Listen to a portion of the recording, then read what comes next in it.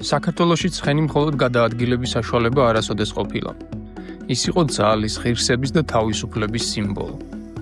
საუკუნეების განმავლობაში ქართულ ყოფაში არსებობდა საცხენოსნო თამაშობები, რომლებიც ერთდროულად აერთიანებდა სპორტს, სამხედრო მომზადებას და რიტუალს.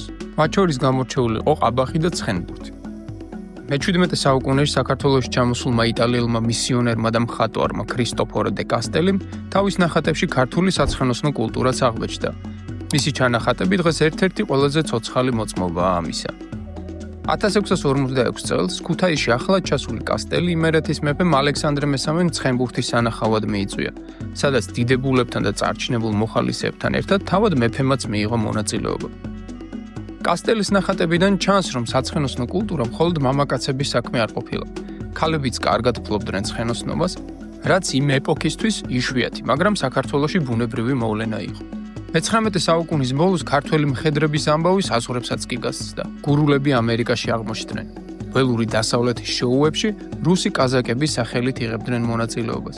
მათი საოცარი აკრობატიკა ცხენზე სროლა, დგომა და ჯირითი ისე აოცებდა მაყურებელს, რომ გურულებს მსოფლიოში საუკეთესო მხედრებსაც კი უწოდებდნენ.